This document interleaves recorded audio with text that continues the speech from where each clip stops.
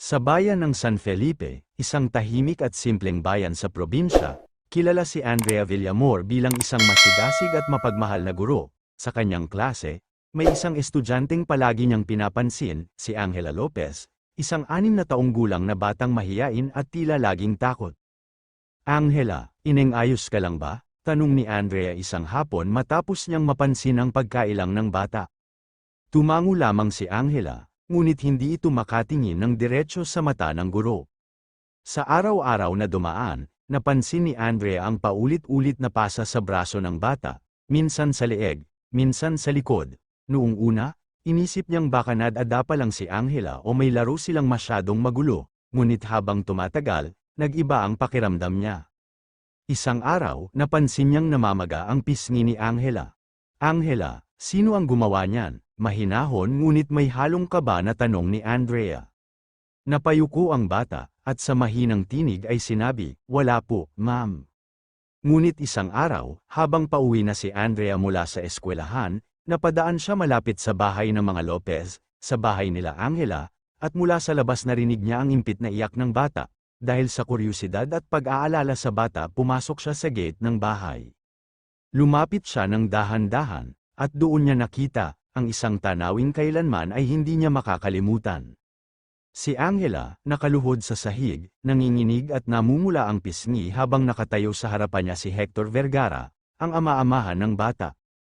"Wala kang kwenta, isa kang pabigat," sigaw ng lalaki habang tinutulak si Angela. Bago pa siya makapag-isip, tumakbo si Andrea at tinabig si Hector. "Tama na yan," sigaw niya. Nagulat si Hector sa pagdating niya. "Anong ginagawa mo rito, ha?" Hinarangan ni Andrea si Angela at inilayo sa lalaki, "Hindi mo dapat sinasaktan ang bata." Napangisi si Hector, ngunit ang titig nito ay puno ng panganib. "Wala kang pakialam dito, ma'am, hindi mo siya anak." Ngunit alam ni Andrea, sa sandaling umalis siya roon at pabayaan ang bata, maaaring hindi na niya ito muling makita ng buhay. At doon nag-umpisa ang lahat. Isang desisyon na babago sa buhay niya magpakailanman, ang pagtakas nila ni Angela mula sa impyernong bahay na iyon.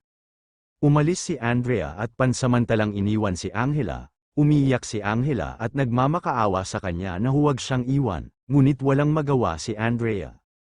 Humanap ng pagkakataon si Andrea para maitakas at mailayo si Angela sa ama-amahan nitong si Hector, dahil alam ni Andrea na patuloy lamang na pagmamalupitan nito ni Hector, at natatakot siya na may masamang mangyari sa bata. Malamig ang gabi, at ang buong bayan ng San Felipe ay tahimik, habang mahigpit na hawak ni Andrea ang maliit na kamay ni Angela, alam niyang wala nang balikan sa desisyong ginawa niya.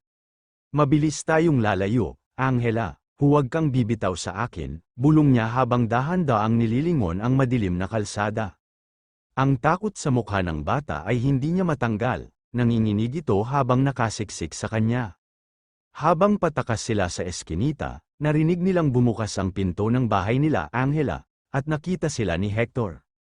"Angela, Andrea," sigaw ng boses na kinatatakutan nila, si Hector Vergara.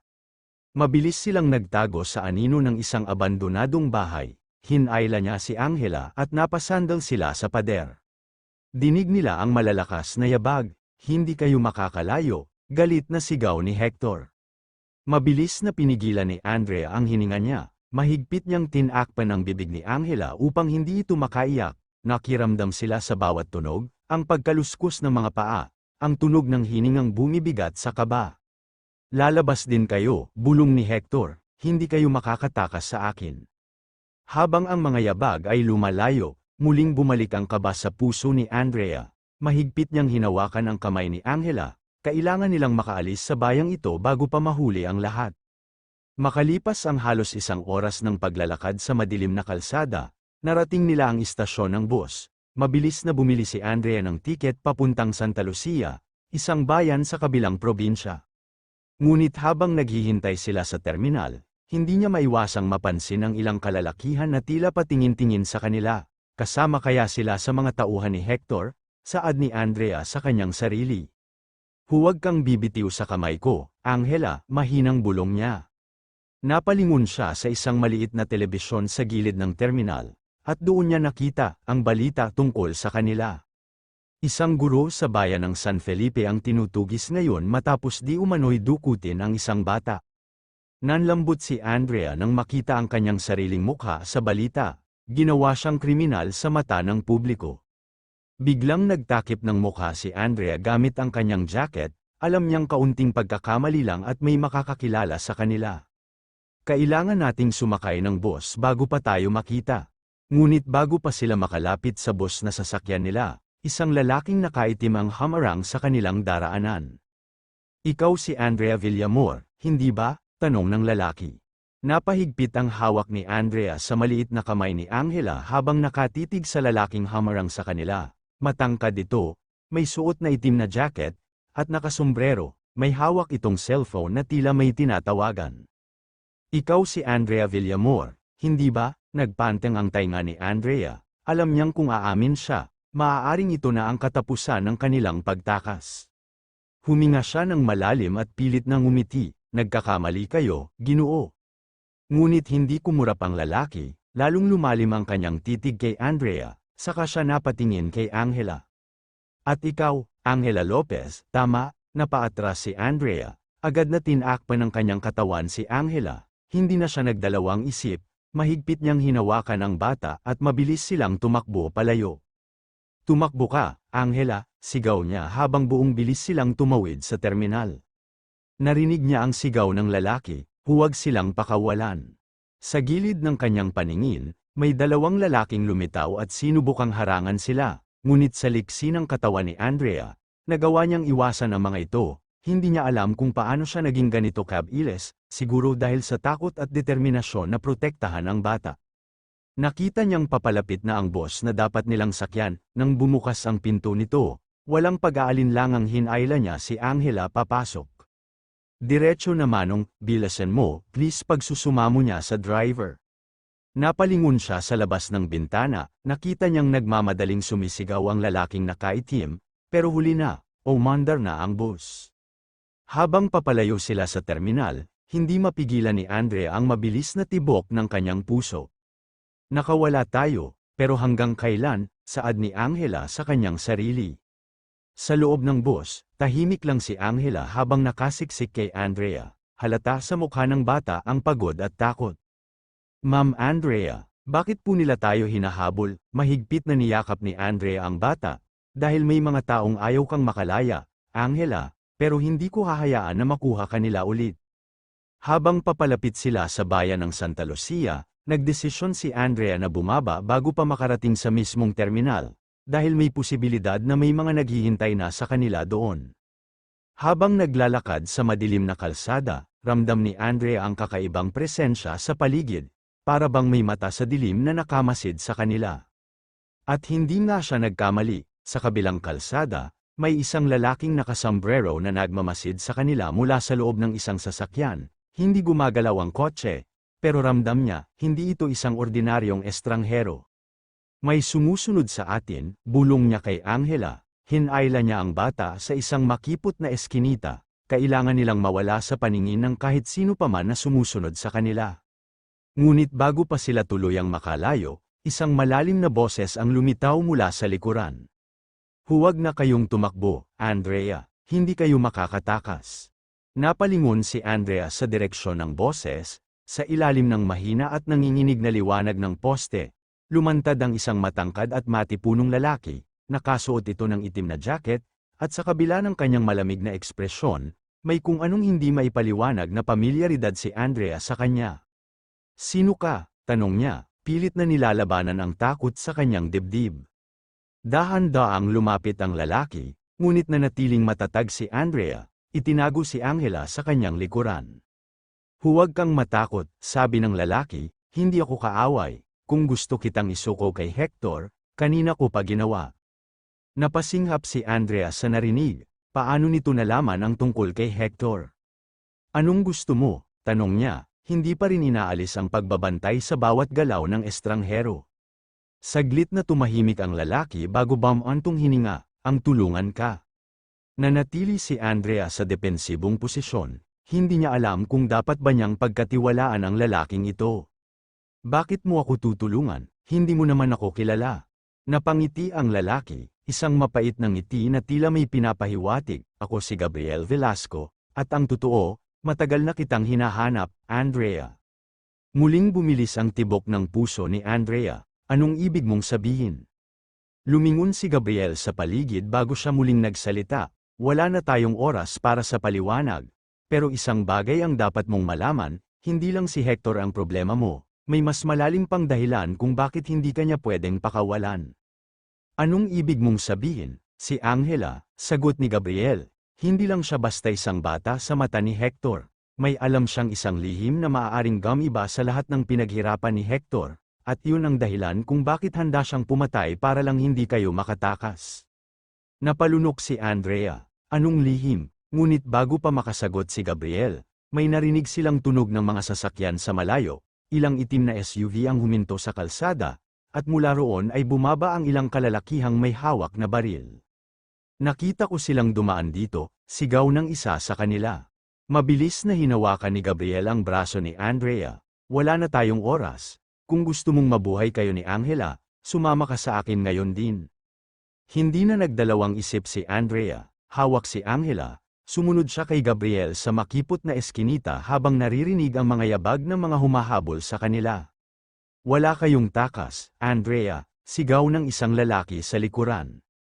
Nagpatuloy sila sa pagtakbo hanggang sa marating nila ang isang bakod. Agad na tumalon si Gabriel at iniabot ang kamay kay Andrea. Bilisan mo, napatingin si Andrea sa paparating na mga tauhan ni Hector. Wala na siyang pagpipilian. Inangat niya si Angela at inihagis kay Gabriel bago siya mabilis na lumundag pataas. Saktong pagtalon niya, may isang putok ng baril na umalingaungaw.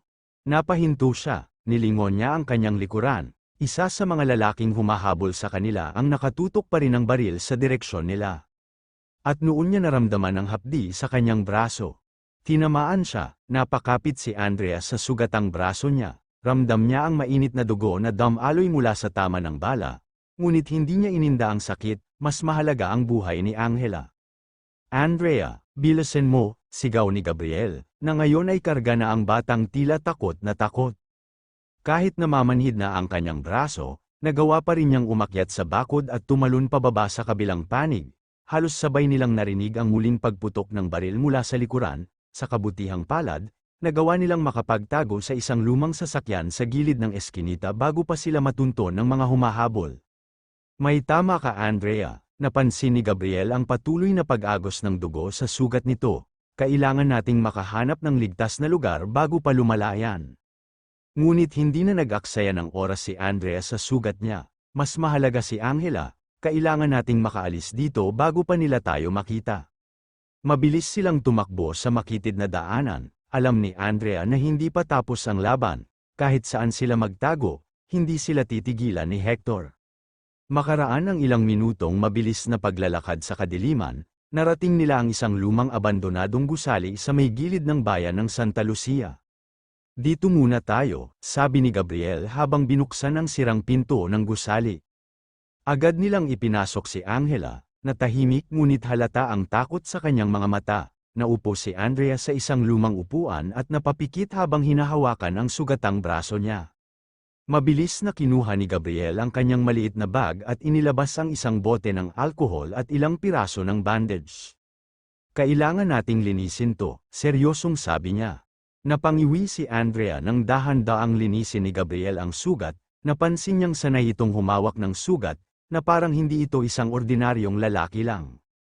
Sino ka ba talaga? Tanong ni Andrea habang pinagmamasdan ito.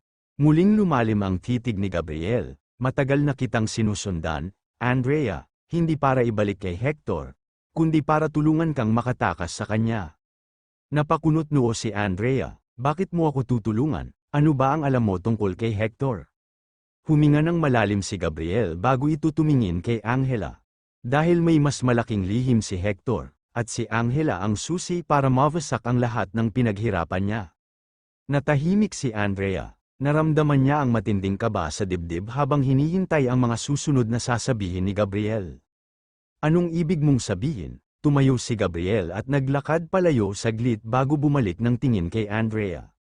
Si Hector ay hindi lang isang simpleng negosyante, isa siyang tao na sangkot sa isang malaking sindikato, mga makapangyarihang tao na may itinatagong iligal na operasyon sa ilalim ng kanyang kumpanya. Ilang taon na silang nag-ooperate sa likod ng gobyerno, at walang nakakahuli sa kanila dahil sa laki ng koneksyon ni Hector. Napalunok si Andrea. Hindi na bago sa kanya ang pagiging madilim ng mundo ni Hector, pero hindi niya inakalang ganito ito kalalim.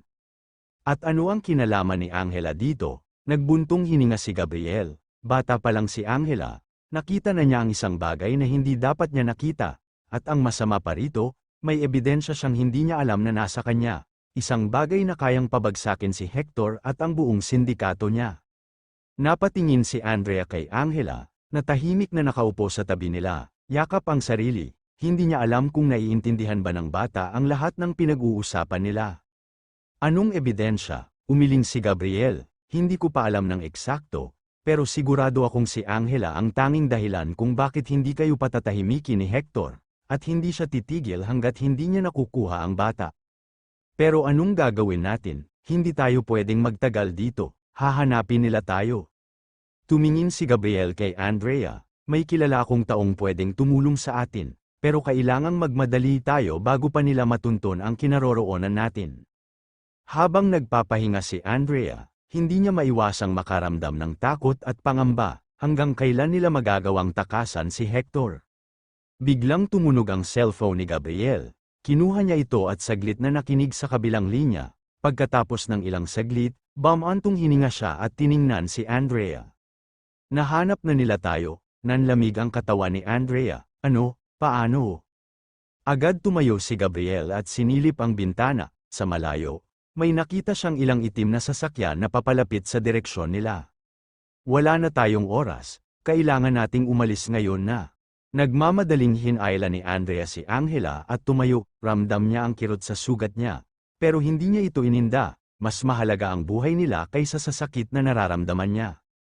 Muling tumunog ang cellphone ni Gabriel, mabilis niyang sinagot ang tawag, sundan niyo ang ruta, magkita tayo sa daungan, saan tayo pupunta? Tanong ni Andrea habang pilit na pinapakalma ang takot na si Angela. Tumingin si Gabriel sa kanya, ang mga mata nito'y puno ng determinasyon, papalayo sa impyernong hinanda ni Hector para sa inyo. Sagot ni Gabriel kay Andrea. Nang marinig ni Andrea ang sinabi ni Gabriel, mas lalong bumilis ang tibok ng kanyang puso, wala na silang oras para mag-isip, kailangan nilang umalis bago pa makarating ang mga tauhan ni Hector. Hawakan mo akong mabuti, Angela. Mahinang sabi ni Andrea sa bata habang mahigpit itong niyakap. Mabilis nilang tinahak ang madilim na eskinita sa likod ng gusali, ngunit bago pa sila tuluyang makalayo, isang putok ng baril ang umalingaw-ngaw sa paligid. Takbo, sigaw ni Gabriel habang sinabayan ng pagputok ng kanyang sariling baril. Sumilip si Andrea at nakita niyang may tatlong lalaking armado na papalapit sa kanila. Wala silang ibang pagpipilian kundi tumakbo ng mas mabilis. Nang marating nila ang isang lumang gusali, agad silang pumasok at nagkubli sa isang madilim na bahagi ng silid. Dinig nila ang yabag ng mga humahabol sa kanila. Alam naming nandyan kayo, lumabas na kayo at hindi namin kayo sasaktan, sigaw ng isa sa mga tauhan ni Hector. Napalunok si Andrea, alam niyang kasinungalingan ang sinabi ng lalaking yun, kung mahuhuli sila, siguradong hindi sila makakalabas ng buhay. Naramdaman ni Andrea ang bahagyang panginginig ni Angela sa kanyang bisig. Dahan-dahan niyang hinaplos ang buhok ng bata upang iparamdam dito na ligtas ito sa kanya. Gabriel, anong plano natin? Mahinang tanong niya. Saglit na nag-isip si Gabriel bago muling sumilip sa labas, napansin niyang may maliit na bintana sa bandang likuran ng gusali. May daanan doon, kailangan nating makalabas bago pa nila tayo ma-corner. Kahit mahirap, pinilit ni Andrea na gumapang papunta sa bintana habang karga si Angela. Si Gabriel naman ay bumunot ng baril at nanatiling nakabantay. Isang hakbang pa at malapit na nilang marating ang bintana nang biglang. Huli na kayo, isang lalaki ang bumalandra sa harapan nila, hawak ang isang matalim na kutsilyo. Mabilis na kumilos si Gabriel, isang malakas na suntok ang pinakawalan niya sa mukha ng lalaki, dahilan upang mahulog ito sa sahig. Andrea, umakyat ka na sa bintana, bilis, sigaw niya. Habang pilit na inyaakyat ni Andrea si Angela sa maliit na siwang ng bintana, mabilis na bumangon ang lalaki at inundayan ng saksak si Gabriel. Napaatras si Gabriel, ngunit hindi siya nakaiwas ng tuluyan, bahagya siyang natusok sa tagiliran. Gabriel, sigaw ni Andrea, ngunit sa kabila ng sakit, sinunggaban ni Gabriel ang lalaki at buong puwersang ibinangga ito sa pader. Isang malakas na kalabog ang narinig bago bumagsak ang lalaki sa sahig, wala nang malay. Hingal na hingal si Gabriel habang hinahawakan ang sugat niya, ngunit hindi niya ininda ang sakit, mas mahalaga ang kaligtasan nila. Pagkatapos may sampa ni Andrea si Angela sa bintana, mabilis siyang sumunod, nasa labas na sila ngayon, ngunit wala silang oras para magpahinga, alam nilang maraming tauhan pa ni Hector ang naghahanap sa kanila.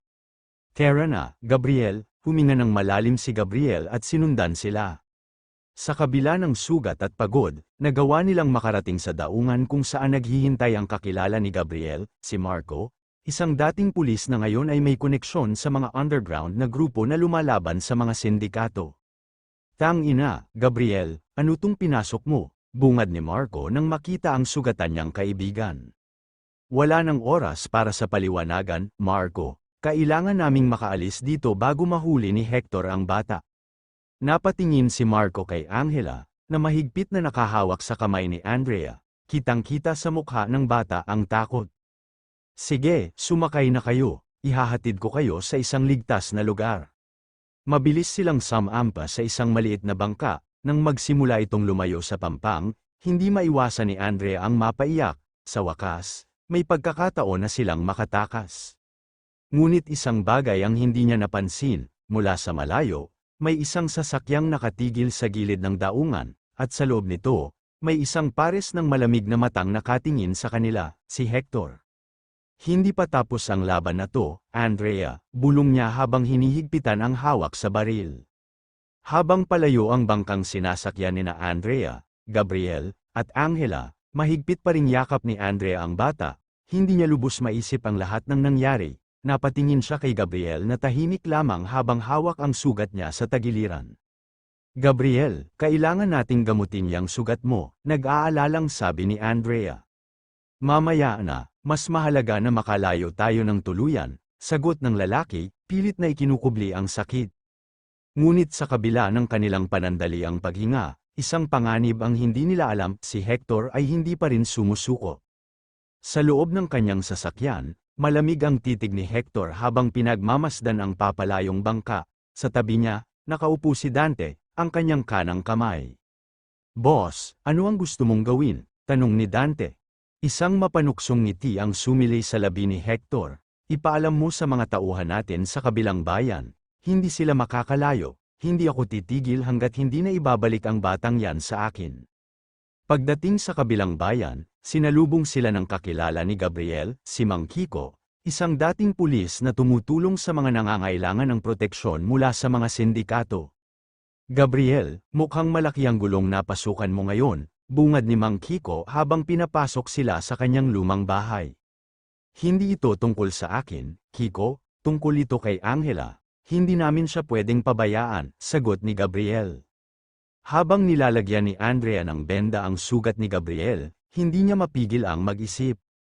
Gaano katagal tayo pwedeng magtago rito? Tanong niya. Nagkatinginan si Gabriel at Mang Kiko, hindi tayo maaaring magtagal. Kung tama ang hinala ko, may mga tauhan na si Hector dito, sagot ni Mang Kiko. Lumapit si Angela kay Andrea at mahigpit na niyakap ito. Ayokong bumalik sa kanya, Mama Andrea, mahina niyang bulong. Napaluha si Andrea at lalong hinigpitan ang yakap sa bata. Hindi kanya makukuha, ipinapangako ko yan. Ngunit bago pa sila makapagpahinga, isang malakas na kalabog ang yumanig sa pinto. Buksan niyo to, alam naming nandyan kayo. Nagkatinginan si Andrea at Gabriel. Dumating na ang mga tauhan ni Hector. Walang sinayang na oras si Gabriel. Mabilis niyang inilabas ang kanyang baril at sumenyas kay Andrea na magtago kasama si Angela. Andrea, dalhin mo si Angela sa likod, may daan palabas doon, bulong ni Mang Kiko. Habang mabilis na lumalabas sa likod ng bahay sina Andrea, Angela, at Mang Kiko, isang putok ng baril ang umalingaw-ngaw sa hangin. Bumagsak ang isang tauhan ni Hector, ngunit hindi pa tapos ang labanan. Gabriel, dalawa sila sa kanan, sigaw ni Mang Kiko. Mabilis na nakaiwas si Gabriel at pinaputukan ng isa sa mga lalaki, ngunit isang bala ang tumama sa kanyang balikat. Gabriel, sigaw ni Andrea, ngunit sa kabila ng sakit, pilit siyang lumaban, alam niyang hindi siya pwedeng bumagsak ngayon, kailangan niyang protektahan si Andrea at si Angela. Sa huli, sa tulong ni Mang Kiko, nagawa nilang mapatay ang mga tauhan ni Hector at makatakas mula sa lugar. Habang patuloy silang tumatakbo sa kakahuyan, hindi na itinago ni Andrea ang kanyang pag-aalala kay Gabriel. Gabriel, kailangan mong magpahinga, sobrang dami mo ng sugat, aniya habang inaalalayan ito. Hindi tayo pwedeng huminto, hindi pa tapos si Hector, sagot ni Gabriel, kahit nanghihina na. Habang naglalakad sila sa kakahuyan, napansin ni Andrea na tila may anino sa di kalayuan. May sumusunod sa atin, bulong niya. Nang lumingon sila, nakita nilang isang lalaki ang nakatayo sa likuran ng isang puno, at may hawak itong baril. Andrea, Angela, tapos na ang pagtatago niyo, dahan-daang lumapit ang lalaki, at nang makita nila ang kanyang mukha, nanlaki ang mga mata ni Andrea. Si Hector mismo ang nasa harapan nila. Habang hindi gumagalaw sina Andrea, Gabriel, at Mang Kiko, unti-unting lumapit si Hector, may hawak na baril. Tapos na ang laro, Angela, sumama ka na ng maayos, alam mo namang hindi mo ako matatakasan, malamig niyang sabi. Mahigpit na niyakap ni Andrea si Angela, huwag mong gagalawin ang anak ko. Natawa si Hector, anak, wala kang karapatang tawaging anak ang batang yan. Napasandal si Gabriel sa puno. Ramdam ang panghihina dulot ng kanyang mga sugat, alam niyang hindi siya makakalaban ng maayos sa ganitong kalagayan. Walang pwedeng humadlang sa akin, kahit ikaw, Gabriel. Ibinaba ni Hector ang baril niya, kunwari nagpapakita ng habag, Angela, bibigyan kita ng isang pagkakataon, sumama ka sa akin, at hindi kita sasaktan, pero kung tatanggi ka, alam mo na ang mangyayari. Nanginginig si Angela sa takot. Mas gugustuhin ko pang mamatay kaysa bumalik sa inyo, Papa Hector. Saglit na natahimik si Hector, at sa isang iglap, itinaas niya ang kanyang baril, at itinutok ito kay Andrea. Kung ganun, siya na lang ang mawawala, kumakabog ang dibdib ni Angela habang nakatutok ang baril ni Hector kay Andrea. Kitang-kita niya ang takot sa mga mata nito, ngunit sa kabila nito, mahigpit pa rin siyang kumapit dito. Papa Hector, huwag mong idamay si Mama Andrea. Mariing sabi ni Angela, pilit na pinipigil ang nanginginig niyang boses. Wala akong pakialam kung sino ang madamay, Angela, kung hindi ka sasama, mawawala ang babaeng yan, malamig na sagot ni Hector. Habang nag-uusap sila, dahan-daang inaabot ni Gabriel ang baril niya, kahit mahina na dahil sa sugat, hindi siya pwedeng sumuko, alam niyang isang maling galaw lang, maaaring may buhay na mawala. Napansin ito ni Hector at agad niyang tinutok ang baril kay Gabriel. Huwag mo nang subukan pa, Gabriel, napatigil si Gabriel, ngunit hindi siya nawala ng pag-asa, sa gilid ng kanyang mata, nakita niyang kumikilos si Mang Kiko, dahan-daang inilalabas ang isang kutsilyo mula sa kanyang sinturon. Angela, ano na? Galit na tanong ni Hector, magmamatigas ka pa rin ba? O gusto mong mamatay ang lalaking yan at ang babaeng yan, na itinuturing mo ng mama? Napapikit si Angela, wala siyang ibang pagpipilian kundi protektahan si Andrea na tunay na nagmamalasakit sa kanya anuman ang mangyari. Kaya naman ayaw man niyang bumalik sa kanyang ama-amahan, wala siyang magagawa. Opo, Papa Hector, sige, sasama na po ako sa inyo, na pangisi si Hector. Ayan naman pala, napakadali, hindi ba? Ngunit bago pa siya makalapit kay Angela, biglang umalingaw-ngaw ang sigaw ni Mang Kiko. Ngayon na, Gabriel, sa isang iglap, tumalon si Mang Kiko at sinunggaban si Hector, pilit na inagaw ang baril nito. Nagulat si Hector at hindi agad nakaporma, napalaban sila ng bugbugan, ngunit mas malakas si Hector at naitulak niya si Mang Kiko palayo. Samantala, ginamit ni Gabriel ang pagkakataon para makabangon at ipinutok ang baril niya. Tinamaan si Hector, napahawak si Hector sa kanyang balikat, duguan. Napasigaw siya sa sakit, ngunit hindi siya bumagsak. Sa kabila ng kanyang sugat, pilit niyang tinutok ulit ang baril kay Andrea at Angela. Ngunit bago pa niya maiputok ang baril, isang matinding suntok ang damapo sa kanyang mukha. Si Gabriel, dahil sa lakas ng tama, nabitawan ni Hector ang baril at bumagsak ito sa lupa, mabilis na sinipa ni Andrea ang baril palayo. Sa galit, sinubukan ni Hector na tumayo, ngunit bago pa siya makagalaw, muling pinaputukan siya ni Gabriel, isang tama sa hita. Bumagsak si Hector sa lupa, napahiyaw sa sakit, tapos na ang lahat. Hector, madiin na sabi ni Gabriel habang nakatutok pa rin ang baril sa kanya. Habang nakahandusay si Hector sa lupa, biglang may dumating na dalawang sasakyan. Mga pulis, lumabas mula sa sasakyan ang isang opisyal, si Colonel Ramirez, isa sa mga pinagkakatiwalaang pulis ni Mang Kiko. Gabriel, Andrea, ligtas ba kayo? Tanong ni Colonel Ramirez. Humakbang si Andrea palapit kay Angela at mahigpit itong niyakap. Oo, ligtas kami, saad ni Gabriel. Ipinag-utos ni Colonel Ramirez na arestuhin si Hector at dalhin ito sa presinto. Habang isinasakay siya sa sasakyan, tinitigan niya ng masama sina Andrea at Gabriel. Akala nyo tapos na to? Babalik ako para tapusin kayo, sigaw niya. Ngunit hindi natinag si Andrea. Sa unang pagkakataon, hindi na siya natakot kay Hector. Hindi ka na makakawala sa batas, Hector, tapos na ang lahat. Habang papalayo ang sasakyan na sakay si Hector, tila nabunutan ng tinik si Andrea. Lumapit si Gabriel sa kanya, kahit nang hihina, ligtas na tayo, bulong niya bago siya tuluyang nawala ng malay. Gabriel, sigaw ni Andrea. Lumipas ang 3 araw, nagising si Gabriel sa ospital. Sa tabi niya, nakaupo si Andrea at Angela, mahigpit na hawak ang kanyang kamay. Akala ko hindi ka nagigising, may luhang sabi ni Andrea. Napangiti si Gabriel, hindi ko kayo pwedeng iwan, hindi ba? Mahigpit siyang niyakap ni Angela. Tatay Gabriel, huwag mo na kaming iiwan ni Mama Andrea. Napatingin si Gabriel kay Andrea, at nagtagpo ang kanilang mga mata. Walang salitang kailangang sabihin, alam nilang kahit anong mangyari, sila ang magiging pamilya ni Angela. Makalipas ang ilang buwan, tuluyan ang nakalaya sina Andrea at Angela sa anino ng kanilang nakaraan. Si Hector ay sinentensyahan ng habang buhay na pagkakakulong matapos mapatunayang guilty sa maraming kasong kriminal. Si Gabriel naman ay tuluyang gumaling at nagdesisyong magsimula ng bagong buhay kasama sina Andrea at Angela. Sa isang simpleng seremonya sa simbahan, pinanood ni Angela ang pagbabasbas ng pari kina Andrea at Gabriel.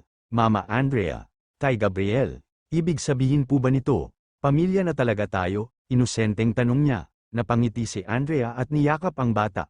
Oo, anak, pamilya na tayo. Sa wakas, natapos na ang kanilang laban. Sa kabila ng lahat ng sakit at pagsubok, natagpuan nila ang isa't isa, at ang tunay na kahulugan ng pamilya.